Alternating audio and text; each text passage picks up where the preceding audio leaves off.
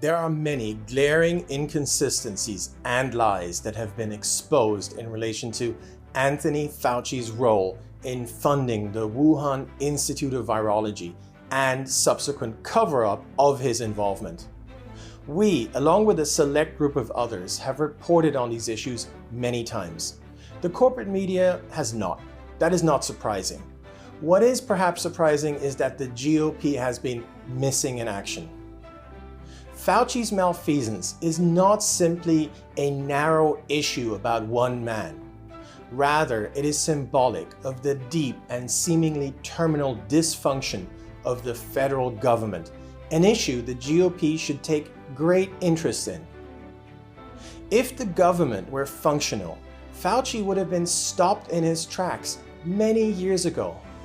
Instead, Fauci, now 80 years old, built his own little empire from which he continues to implement his own will instead of that of the people. And he has never been held to account. Hi everyone, and welcome to Truth Over News with Jeff Carlson and Hans Manke. If the GOP were serious about Americans' rights being eroded by lockdowns, masks, and vaccine mandates, they would have had their staff working on the same Fauci emails and other publicly available data that we have discussed on this show. This information would have been systematically and broadly shared at public hearings for the entire world to see. As our viewers know, Fauci has a long history of problematic conduct, including lying routinely to the American public about many different aspects of the pandemic, perhaps most crucially about his own connections to the Wuhan lab. But other than exasperated tweets, the only notable pushback against Fauci from the GOP has come from Rand Paul. Paul's focus has been on whether Fauci funded gain-of-function experiments in Wuhan. That's an important question, but the problems that Fauci is embroiled in go far beyond funding gain-of-function experiments at the Wuhan lab. Fauci, who has been running the National Institute of Virology and Infectious Diseases for the past 37 years, has been promoting dangerous experiments for the last decade. Most notably, in 2012, virologist Ron Fauci, who was being funded by Fauci, created a novel airborne respiratory virus, a world first. Making a virus airborne is particularly dangerous, as it allows the virus to rapidly spread among human populations. To put it another way, Fauci used Fauci's funds to turn a virus that did not transmit through the air into one that did transmit through the air. Kawaoka and Fauci constructed variants of H5N1 avian influenza in order to identify which genetic mutations might alter the transmissibility of the virus. In their studies, they employed a standard influenza animal model, namely the ferret. This slide shows the basic design of the experiments in which the virus was modified to allow for aerosol transmission from one ferret to another. Perhaps unsurprisingly, the creation of this novel airborne virus sparked an outcry and calls for an end to gain-of-function experiments. Fauci did not agree with the objections. Instead, he argued that these types of experiments were worth the risk, a point he repeatedly made in the media and in other forums. Ultimately, in 2014, the Obama administration ignored Fauci and instituted a moratorium on gain-of-function research. But the imposition of the moratorium didn't stop Fauci.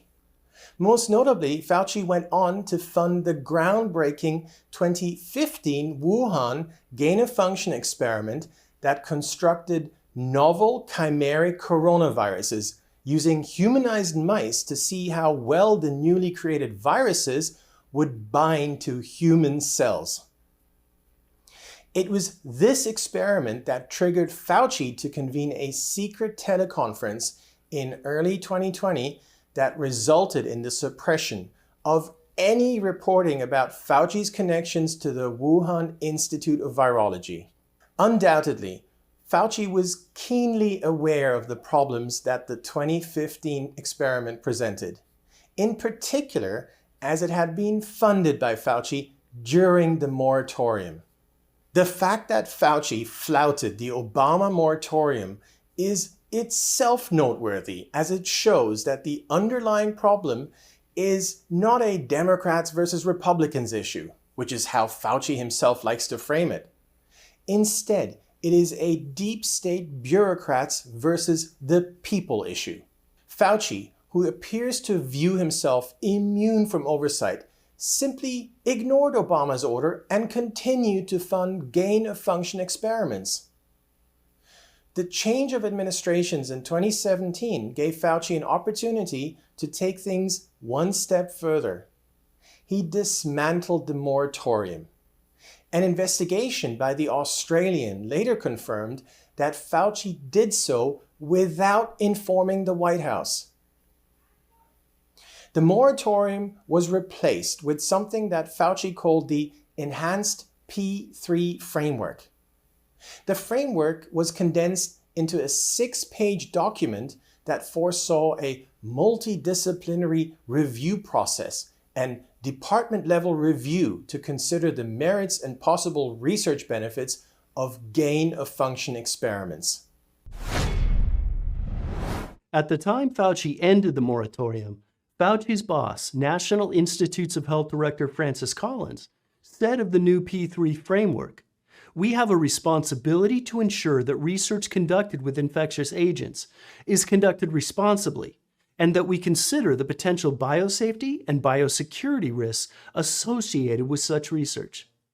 Collins added that the National Institutes of Health will help to facilitate the safe, secure, and responsible conduct of this type of research in a manner that maximizes the benefits to public health. Despite the lofty language and supposedly strict rules, it does not appear that any of those promises were kept. We now know that the National Institutes of Health continued funding gain-of-function experiments at the Wuhan Institute of Virology, even after the new and improved safeguards were put in place. We also know that the Wuhan Institute continued to conduct bat coronavirus experiments in biosafety level 2 labs, a low biosafety environment that falls below the accepted threshold of safety for coronavirus research levels. We also know that in 2018, at a time when the new safeguards were in operation, the U.S. Embassy in Beijing sent multiple reports to Washington, D.C., outlining their concerns over lax biosafety and biosecurity standards at the Wuhan Institute. Which begs the obvious question: why did Fauci and the National Institutes of Health allow the work to continue? Normally, the National Institutes of Health's review reports of the work being funded at the Wuhan Institute of Virology would provide us some insight.